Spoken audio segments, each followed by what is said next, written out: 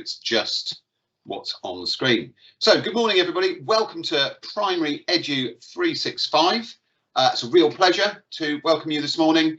And I'm also very privileged to be joined by Henry Penfold, our digital leader, and Tamara Goddard, our maths leader, who are members of our digital Cornerstone training team. And so today, what we're going to be doing is looking at 3 different apps, and you'll be able to find additional training on these on the Microsoft Educator Centre. Hopefully you've already logged into that before today's session. Just a reminder, the code there is the Friday code. So if you could redeem that, that will really help yourselves, because then you get credit for this training, but it also helps us because it means that they believe that someone was actually here listening to us and we weren't just talking to ourselves, although we'll talk about that later with Dictate. We'll also at the end be sharing a takeaway wakelet with links to different YouTube videos and to further training on the MEC, the Microsoft Educator Centre, which will hopefully take your learning further. So today's about an introduction and how we've used it. So we are looking at Immersive Reader, which is the picture on the left there. We're looking at Dictate, and we're looking at PowerPoint. And for each of these 3 tools, what we will do is we will share a short presentation to give you an introduction. We will then have a live demo, which Henry is very kindly going to do. And then we will give you some time to try, because it's always, we find, helpful when you've seen a few things to actually have 5-10 minutes to have a play around with them before you move on to the next bit of training. Otherwise, it can be quite easy for things to drop out of our memory. But maybe that's just me. As Henry said, please do feel free to post any questions in the chat. We want to make this as interactive as possible. So, going to talk then first about Immersive Reader. Immersive Reader, the value it brings, it's really, really strong, because basically it allows text to be read to the learners. So if you've got a child, perhaps who's got limited reading ability, limited decoding, they can go from almost no knowledge to having the world at their fingertips and being able to read in a relatively short amount of time. But more importantly, being motivated and willing to try. Immersive Reader will allow you to change the font, the size, the colour, the background, the line focus, and access a picture dictionary. So it really does support that inclusive classroom approach.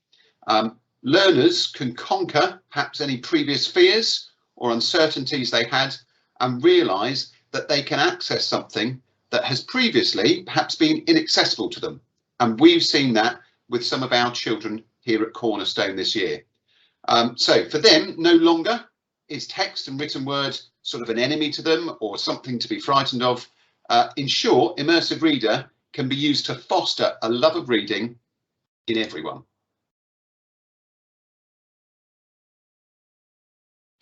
So, Immersive Reader is available in a range of Microsoft tools. So you can see the range of tools there on screen. It's in Teams, it's in Word Online, depending on your Microsoft account, it's in Outlook, but it's also in OneNote, in Forms, in Edge, and in Minecraft.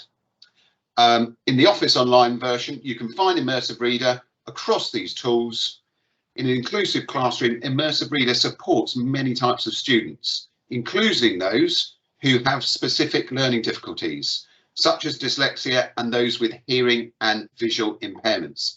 Our Senko in particular has been really impressed at how powerful this tool can be. But at the other end of the scale, Immersive Reader can also be used to support students who need academic language support, or maybe students whose auditory reading comprehension is greater than their silent reading comprehension, as can be the case with some higher attainer learners. So, what does it look like when you open Immersive Reader? Well, there are 3 main icons. In the left box, you can see that there is a yellow box around the 2 A's. When you click on this, you get these options. So you get the option of changing the text size, making it larger or smaller. You can increase the spacing between the words. So again, if you've got children perhaps with some visual impairments, it makes it easier. And you can also change the font. So again, what we've found is that children are actually able to personalize Immersive Reader to the size they want, the spacing they want, and the font they want, so that they're always able to access and they have that personal choice. The second box along with the little one there in the yellow box in the middle gives you grammar options. So again, with this, it allows you to break down the words into syllables. As you can see, the word syllables is there with the dots between. But you can also highlight in colour different grammar elements, such as the nouns, the verbs and the adjectives. So again, it could be something, and one of the things we've done is used it actually as a whole class tool if we're looking at those particular word types. So it allows those to be really visual for the children. And the third one, where there's the icon of the little book, is the reading preferences.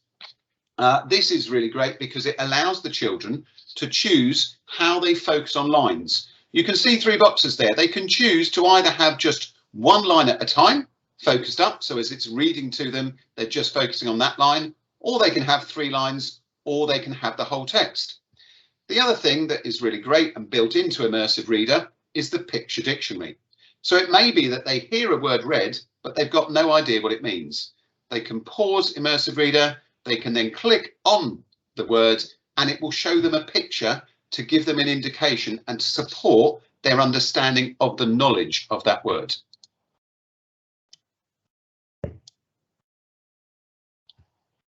Okay, what you can see here is a screenshot on the right there of Immersive Reader being open. You can see that it's been split into syllables because it's got the dots, and you can see that the nouns have been highlighted in the pink purple colour, but the verbs and adjectives are turned off. What you can also see in the yellow box at the bottom is 2 more icons. What you've got on the right there, where it's this sort of speaker with the cog, that's the voice settings. So at this point, you can change the voice either male or female. You can change the speed of the voice so that actually it can go at a speed that the children are able to keep up with. And when the children are ready, you've got the white triangle in the green circle, the sort of common icon for pressing play. But when it is playing, that will change into a pause icon so that they can pause it at any time. Now, one of the things that we have found really useful this year is an app called Office Lens. Again, it's a free app, and so we've got it now on our iPads as well as on our phones. And what it does is it basically is a scanner in your hand. So it will scan a text, you just hover over it, click on it, and it scans it. But then what it will do is it will turn it into digital content. So you can either have it as a Word document, a PDF, and then you can upload those and actually you can then edit them. The other thing that's really useful though is once you've scanned it, you can then open it in Immersive Reader. So literally we've got, for example, LSA working with a child in year 5. If there's a text that they need to look at, she'll just scan it with the Office Lens app on the iPad. It brings it up in Immersive Reader right there and then. The child can then put some headphones in and listen to the text. So they are accessing the same text as everybody else. And again, what you can see there, hopefully in the picture on the right, is that you can still do all the same functions. So you increase or decrease the size of text. You can change the spacing. You can change the reader and increase or decrease the speed of the reader. So all the same functionality. And here is an example. This is a child in year 6. Using Immersive Reader on an iPad with headphones, and so again being able to access the same text as the rest of the class. So for example, there are 2 children in our year 6 class whose reading speed and comprehension isn't as advanced as the rest of the class, but enabling them to get the most benefit from comprehension learning sessions, we use Immersive Reader. So we've got the iPad, we've got the Office Lens app, and then the children are able to read and listen to the text so they can read along with it. And then they have got and they have heard the same text, which means they're able to join in with the rest of the class in the comprehension exercise. And actually, talking to one of these children about how they were finding using it, their comment was, I read it quicker and it was easier to understand, so I was able to do more of the work like the others than I usually do, which is great. So we're getting that positive feedback from the children and it's having a positive impact on their learning. I think now I'm going to hand over to Henry, who's going to share a live demo and just share through some of those things that I've mentioned. Over to you, Henry.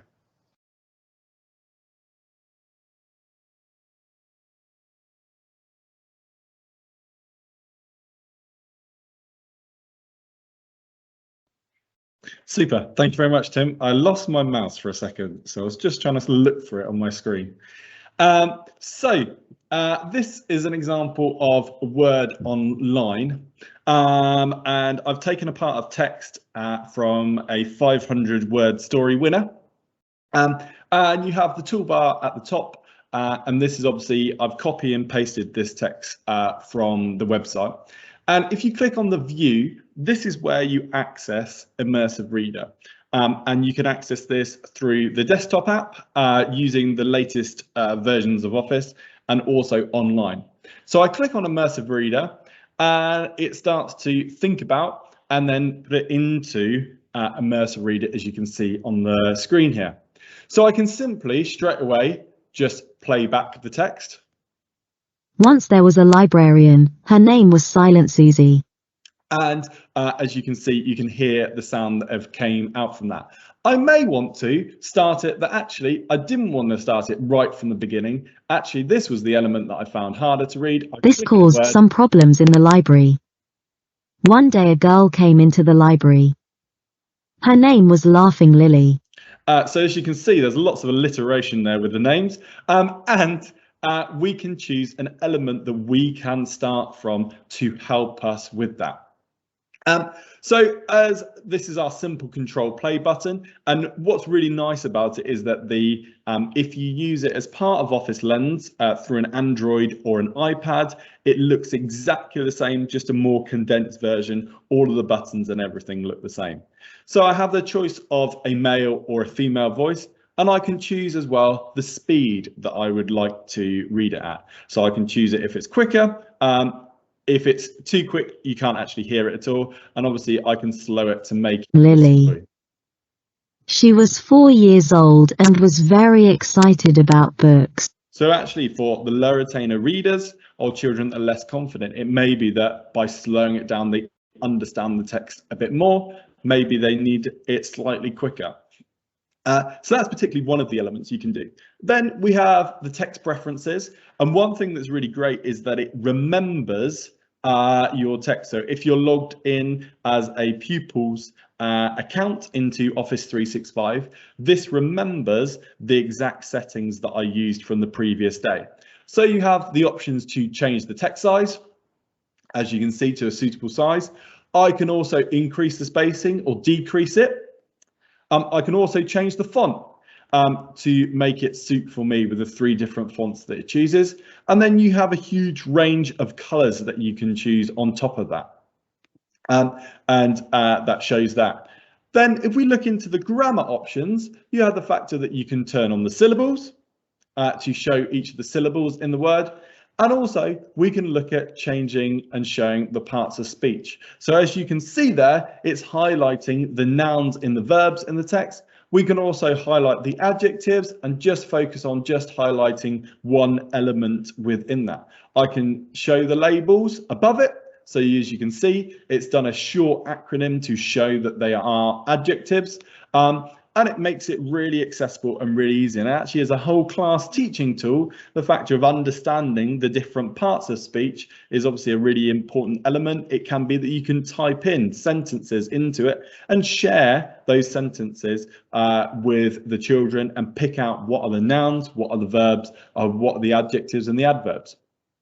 And then finally, as Tim mentioned, we have the factor that you can show, you can focus on a line or 2 lines or possibly 3 lines, depending on what in particular supports that child. Maybe they benefit from just having 1 line, 2 lines, we can have it fully off so we can see the whole text as well.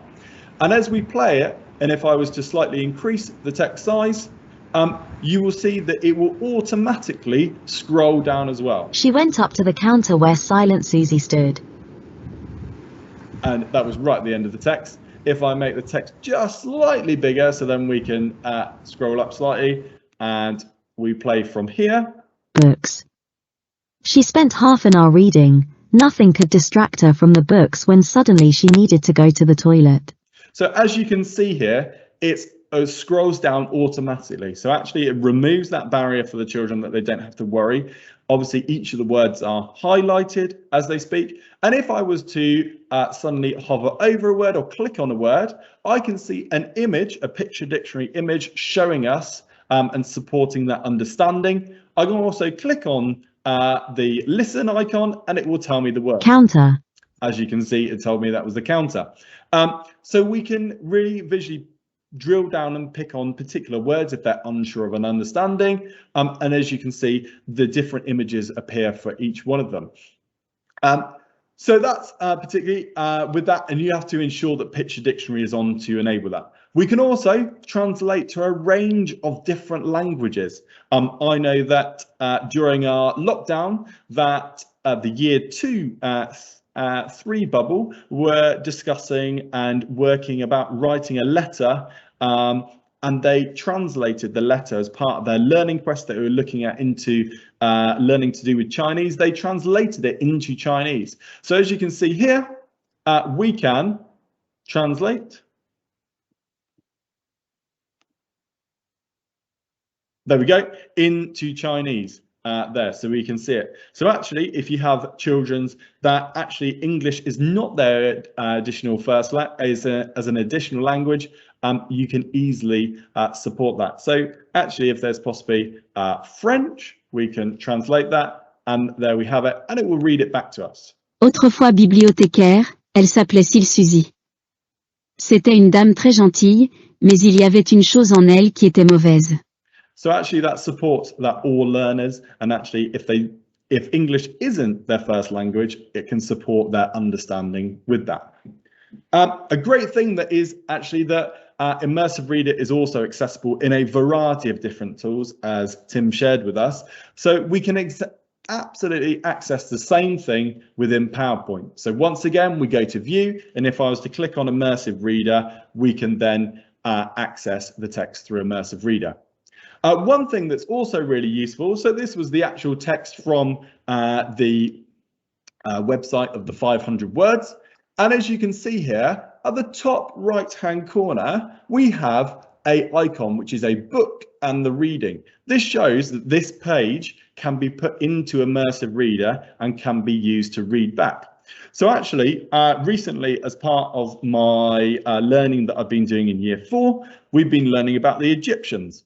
And one of the websites that I wanted the children to access, for some of the learners, I actually was able to then click on this image, give them a pair of headphones, and as you can see, this has translated it or picked out all of the text from it. So then actually they can hear this, they can read aloud, they can do all of the different options that Immersive Reader gives. And that is available in Microsoft Edge. So now I can click read aloud. The Silent Library by Martha M. Once there was a librarian. Her name was Silent Susie. And as you can see there, straight away, it's read it back to me. And actually, children have a greater understanding because of that. So it's accessible through a range of different contexts. And this is your chance to have a go and have a play with Immersive Reader.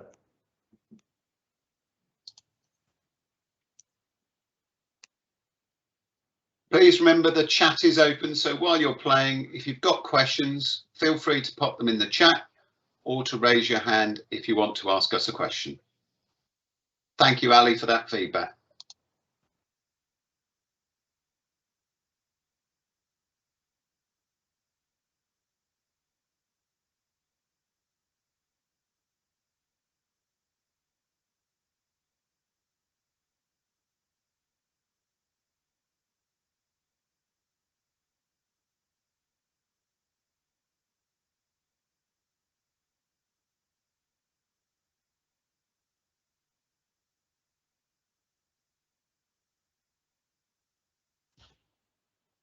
Good question, F. Morris, regarding printing documents in an immersive reader style.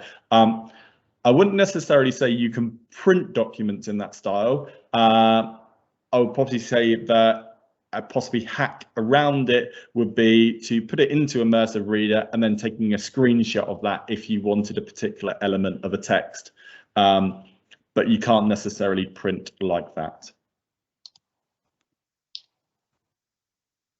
What you can do, though, is from Office Lens, if you've got a document in a book that you want a digital copy of, you can, as I said earlier, scan that document, save it as a Word or PDF file and print that. As Henry said, it won't necessarily be in the Immersive Reader format, but it is a way of digitizing very easily paper copies of documents into a digital copy.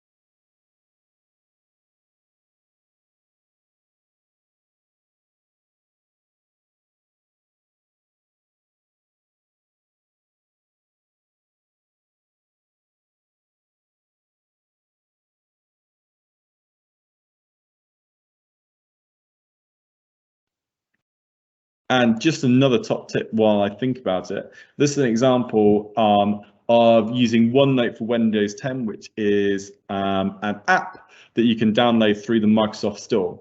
And as you can see here, I've got an image of what a square is, and it's got the properties of a square.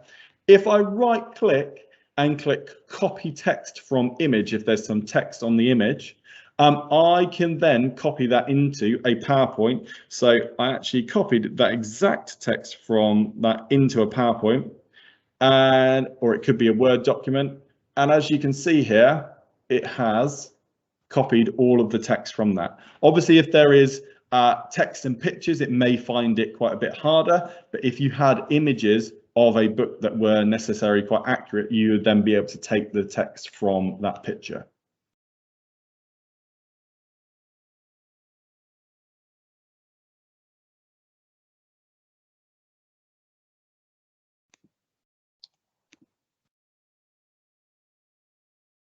Okay, we'll give you another couple of minutes to have a play with Immersive Reader, and then we'll move on to Dictate, which is an app which is often paired with it.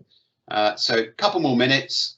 It's very difficult always on these live events to try and find the right time to cut across when people are trying.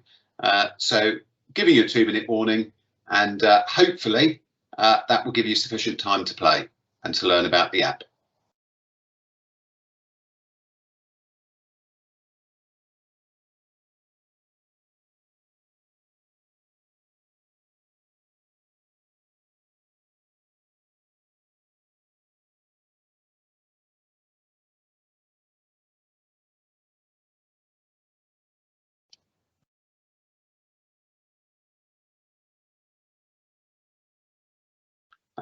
Questionnaire from F. Morris about nouns and adjectives, a new feature.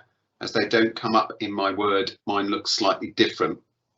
I don't know, Henry, if you can answer that one. I assume it's just a different version of Immersive Reader.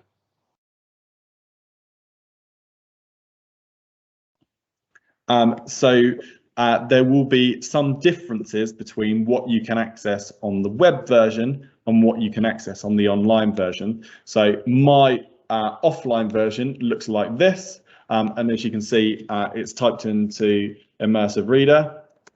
As you can see, we have some of the options, but not necessarily all of the options. So the grammar options are available through the web version only. So if you log into your Office 365 account, you can then access it through there.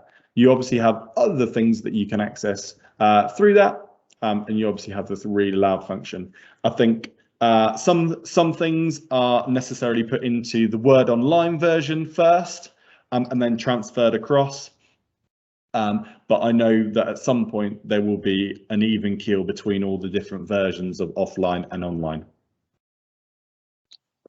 And that's why I asked Henry to answer the question, because I knew he'd know. Okay, let's move on then to dictate. As I said, something that is often paired up with Immersive Reader.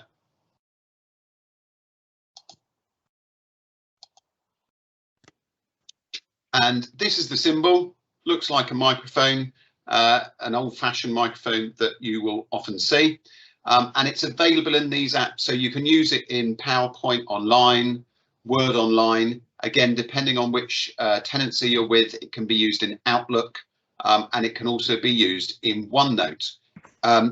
But a really useful hack is if you can't access it. So, for example, when I'm writing an email, if I can't access dictating it, if you press the Windows key and H, so that's Windows key and H, it will bring up the option to dictate anyway. And you can do that all across the Windows 10 platform. So Henry will probably demo that later.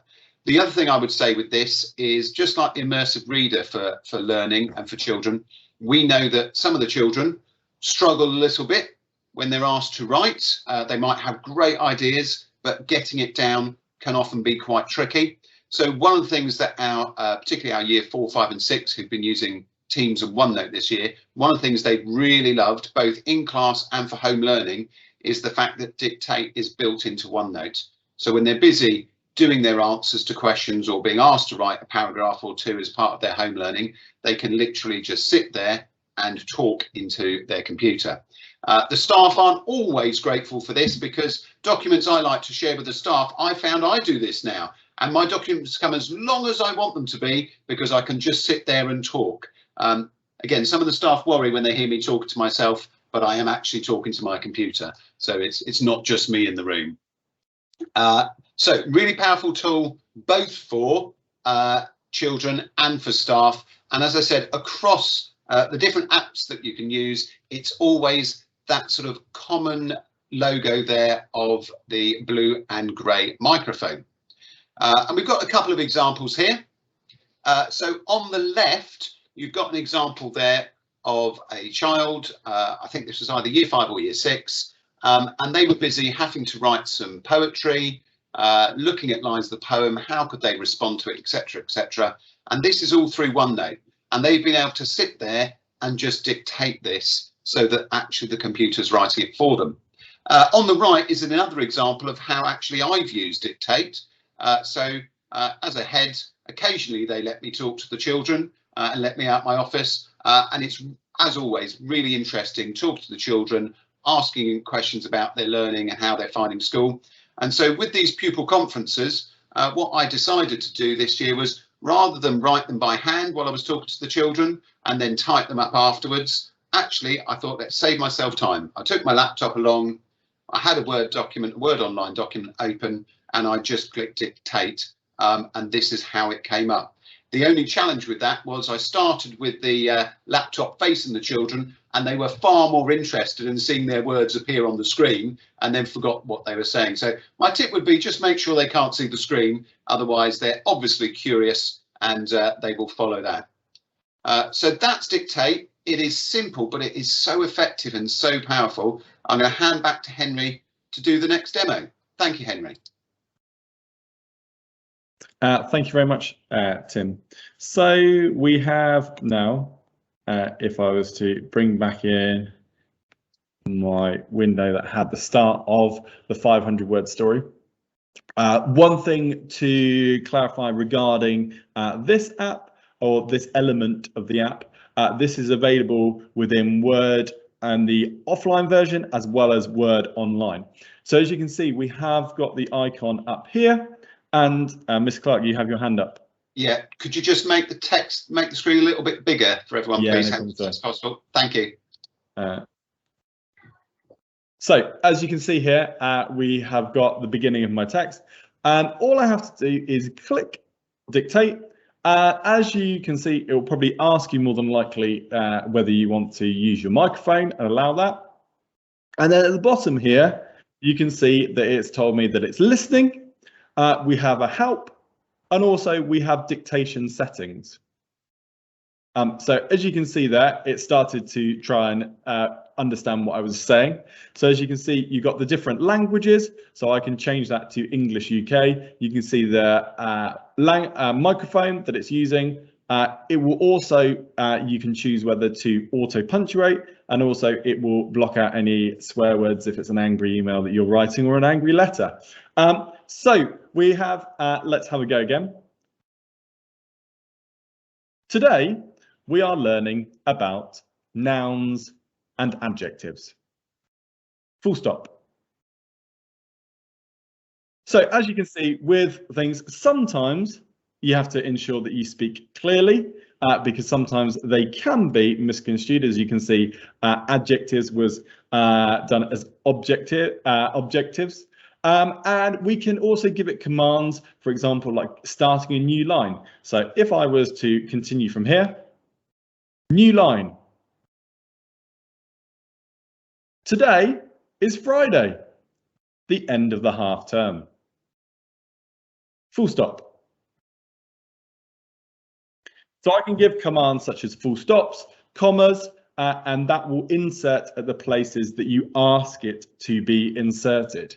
Particularly sometimes with technology and things, there may be some mistakes in the way that it's writing, but more often than not, will it get it correct? I think particularly sometimes if there's a few voices speaking, it can find it a bit harder.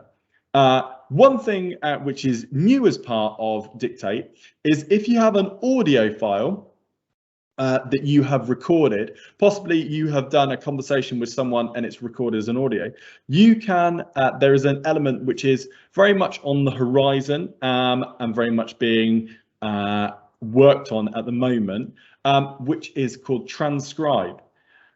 So you can either start the recording and it will pick up more than one person talking, and it will name, you can have person 1 and person 2, and then you can change the names of those people.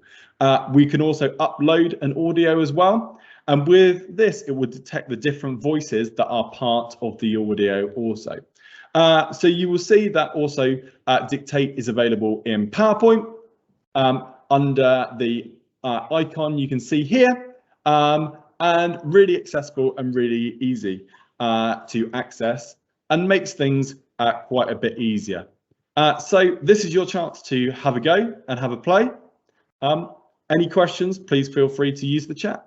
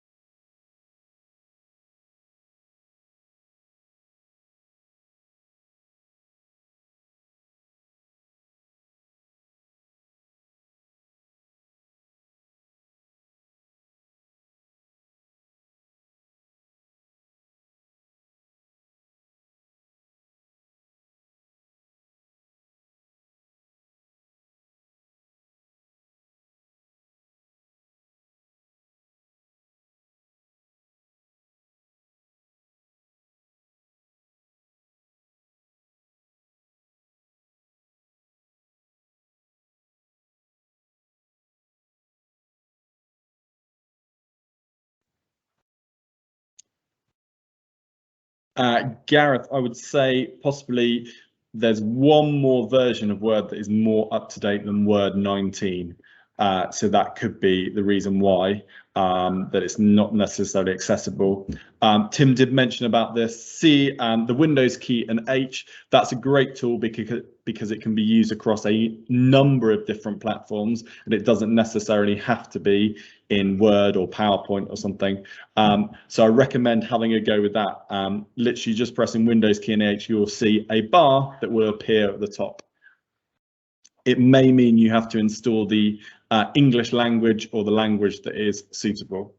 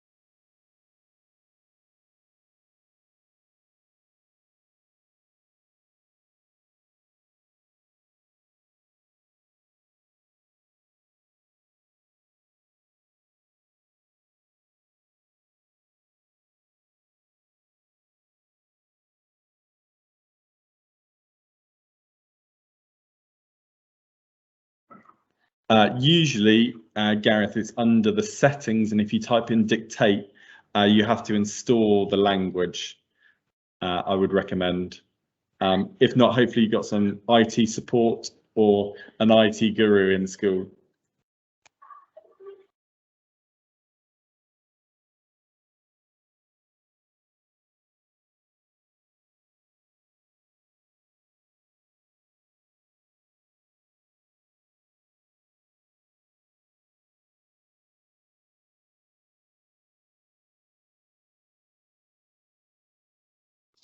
Okay, hopefully you've had enough time to talk to yourself now and to try those out. Again, we're trying to just give you a little introduction. So what we're going to move on to next in a moment will be PowerPoint. Just another reminder, Microsoft Educator Centre, loads of great courses and resources on there, and reminder of today's code if you haven't redeemed it. The other thing that I would say with PowerPoint, a lot of us perhaps have been using it for many years and maybe haven't realised a lot of the new features that have come in over the last sort of 12, 24 months. And there are lots of brilliant new features that help make learning inclusive and accessible. So real pleasure to hand over to Tamara next, who's going to present on PowerPoint. Over to you, Tamara. Hello. So as Tim said, yeah, there's absolutely a wealth of kind of new features with PowerPoint that have come in. And we just want to share kind of some of the highlights of some of the bits and pieces we've been using in some of these new features over the past sort of year or so. So some of the key values for us and that we found with PowerPoint and some kind of key takeaway points is the importance of the clear and visual presentations. So actually, when you're thinking about accessibility for your learners, having really clear visual presentations that follow a very similar structure really supports those learners that perhaps find some of those bits and pieces difficult. We've used PowerPoint to be able to capture screen recordings. So I know with my class, when I've shown them something new that I've wanted them to use on the internet, perhaps a new tool, that actually having a screen recording in there of me demonstrating it, either with my voice or without, has been really useful for them. And equally, we can export our PowerPoints as video files, so they become a really accessible tool for learners to be able to watch them over again, and also a really handy way for us to be able to embed them into a range of different Microsoft tools and be used by the learners themselves.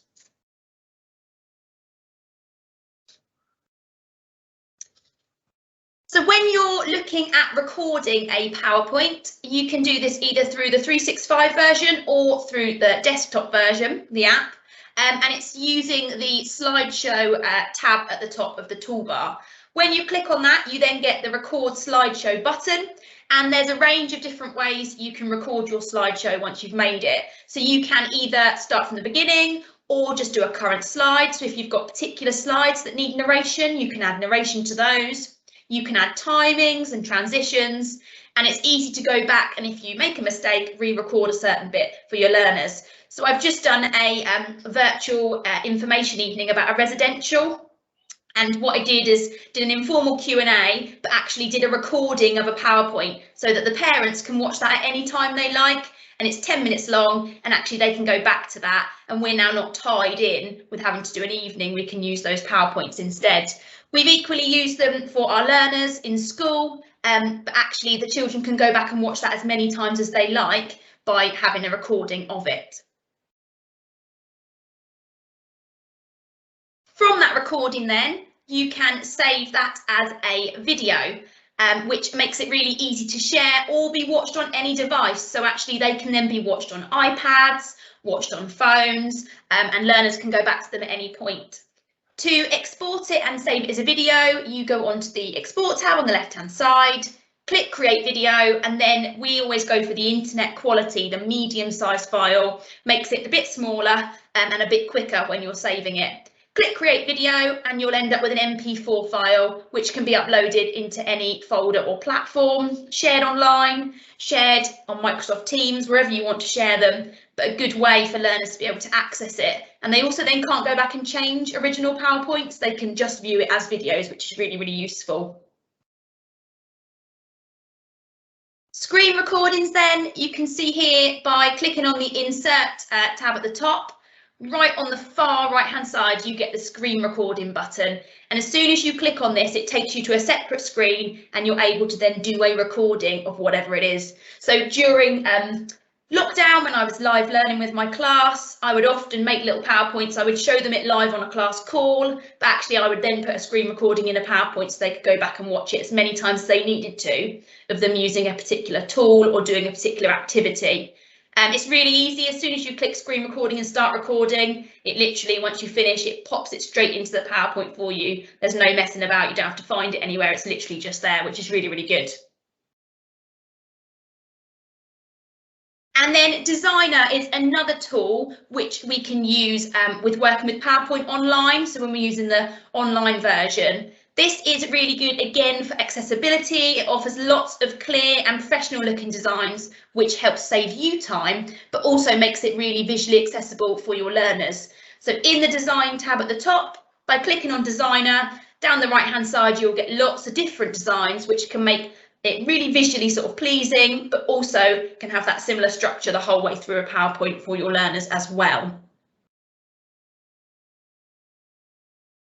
And then we can also use check accessibility. So this is another really clear way of making sure that your presentation is going to meet the kind of standards of what you'd expect for your sort of learners or viewers. By clicking on the Info tab and then go and check accessibility, it will pull up a bar and it will say to you where there's maybe text missing or titles missing or anything that perhaps you need to go back and address or add, or equally you can just check that through and think, yeah, I'm happy that what I've done supports those who are viewing my presentation. This can also be accessed by the Review tab as well, but just allows you to check that your presentation is really clear and accessible for those watching it. Here's just a couple of examples of where we've used some of those tools. So the one on the left hand side is actually an example of Henry's teaching one for his class, and you can see that actually he's just thought really carefully about not having too many words on that slide to make that really accessible for his viewers. And the one on the right hand side is actually one from Tim's collective worships that he does virtually at the moment, and just an interesting way of demonstrating 3 pictures there, which makes it a bit more visually exciting for the viewers and the children to work out what's going on and what the links are between those pictures.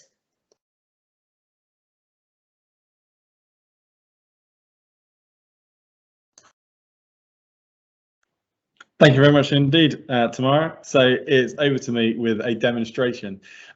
So as you can see, we've got PowerPoint on the screen there. And to start off with design or designer or design ideas, depending on how you see it. one thing that's really great about it is that it uses artificial intelligence to work out what is best as part of the image, or what is part of the slide. So if, for example, we have a title slide and we have a welcome, already straight away on the right hand side you will see that it's starting to think about ideas, and you can see that design ideas has popped up. If I was to then do a agenda of the day, and I have swimming on my mind because I go swimming, my class goes swimming on a Thursday, and then we have football as well because my class love football. On the right hand side you will see that then it will produce a load of ideas in which the way in which it thinks to present. So it's used artificial intelligence to work out that possibly this may well be one of the best ways to present it. As you can see, unfortunately, if I typed in soccer, probably then it would come up with a football because of the American interpretation of football. But as you can see, it's brought up icons that represent each of the different words. And because it was part of a bullet point list, it's seen that obviously they are key things that I want people to be aware of. Now, if I was to create another slide, and I was to put in images into the, and I was to have a slide all about coffee, I can put an image in and from online, and we just find an image through Bing. Once again, it will give me more ideas once I paste this image in, and coffee with 2 E's.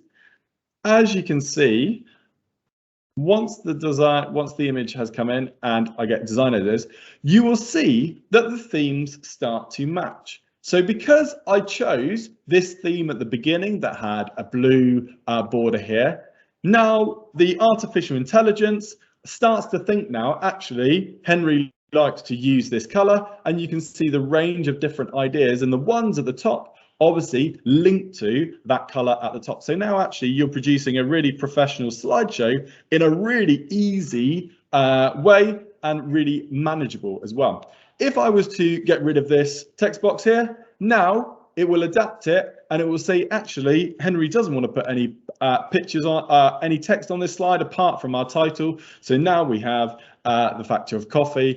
We have no text box that is trying to fit into the design, and we just have the picture as it thinks is the sole element of our slide there. So we have that really accessible and really easy to use.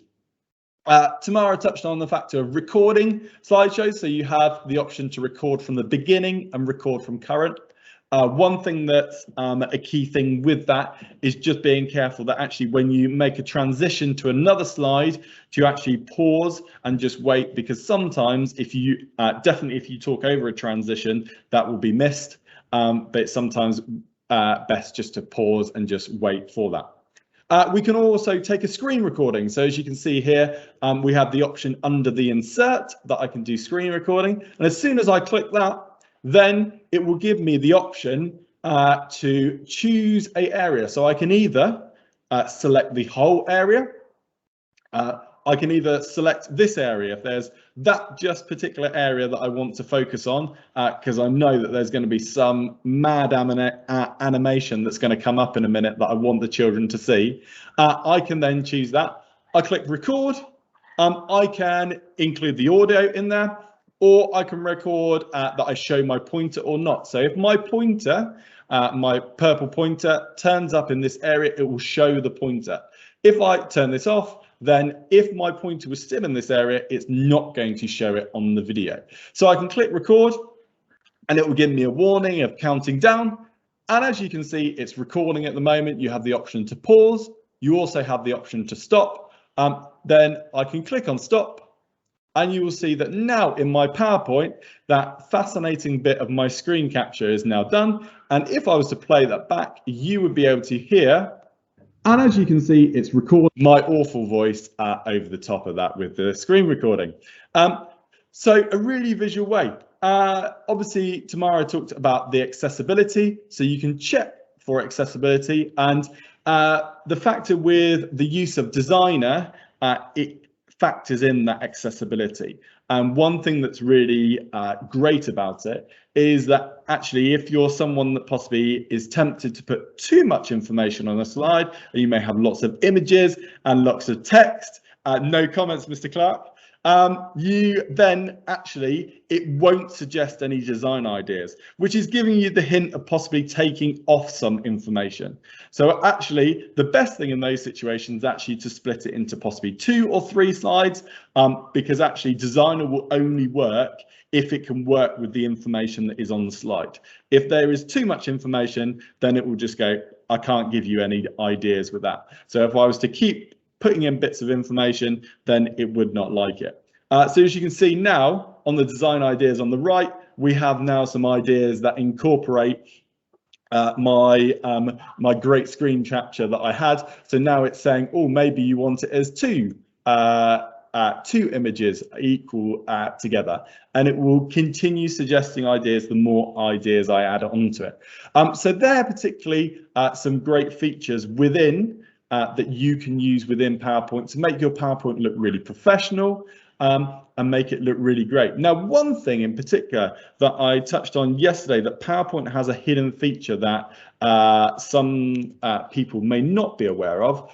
With some images, it can be really annoying that there is a background to an image. So it may be that the image that you have taken off the web, making sure just remember to use image with Creative Commons license, because otherwise with copyright it can get tricky. So as you can see, here is an image of a boy. He looks very happy because it's the Friday and it's the end of term. Maybe he's had too much coffee himself. But annoyingly, one of my pet hates is that it's got the white background around the edge.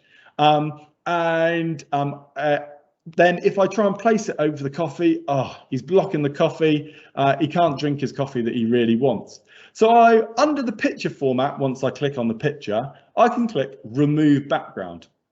And as you can see, my image has gone purple or pink in some areas. And around the edge, you can see lots of the area that was white is now pink. So you have a number of options at the top here. We have mark areas to keep, mark areas to remove, and discard and keep changes. So if I click and I start to click and hold on his fingers on the areas that I would like to keep, you will see that it starts to bring in the element that you see more and more about him. And it's a bit of trial and error, but as you can see, we're starting to see more of his shoes there. Being careful not to do too much. We obviously want his hair in the picture, as you can see here. And if I was to, I'll just get his eyes. We want to see his eyes. As I now click keep changes, now you will see that I have my very jolly lad on a Friday because he's had too much coffee. Now he is there and he has no white background. So now I can incorporate that as part of my image. And for me, it just looks a bit more professional and you don't see lots of white around. So this is your chance to have a play. Particularly these features are accessible both in PowerPoint Online, but also in the offline version if you have the latest version. So I know that definitely 2019 you wouldn't be able to access some of these features. So have a go.